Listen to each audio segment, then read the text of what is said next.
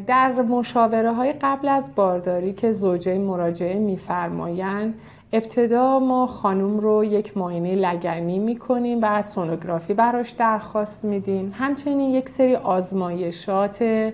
خون و ادرار باید انجام بدن و از نظر 2 بیماری مهم، یکی دیابت و یکی هم کمکاری تیروئید، باید بررسی بشن، چون هر دوی این بیماری ها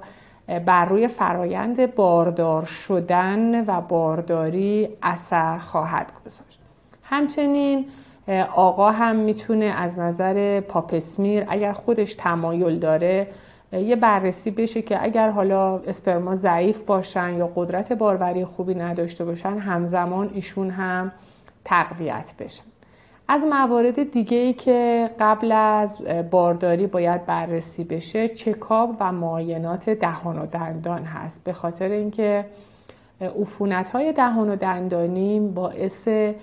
زایمان زودرس و پارگی کیسه آب میشه. همچنین انجام ورزش و یوگا میتونه در کنترل وزن و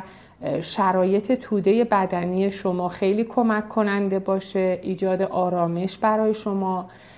بکنه و قبل از اینکه شما وارد پروسه بارداری بشید با همون ورزش ها و تمرین ها آماده میشید که فرایند بارداری رو در 3 ماهه اول هم به خوبی سپری بفرمایید. یک مورد دیگه هم که ما باید بهش توجه کنیم بحث تغذیه و رژیم غذایی خانومی هست که تمایل به بارداری داره، چون خود این رژیم وقتی که شما باردار بشید میتونه ادامه پیدا کنه و از افزایش وزن ناگهانی شما پیشگیری کنه و فیتنس و جذابیت رو در بارداری برای شما استارت بزنه. و موارد دیگه‌ای که در طول مشاوره و بر اثر سوالاتی که شما می‌فرمایید برای شما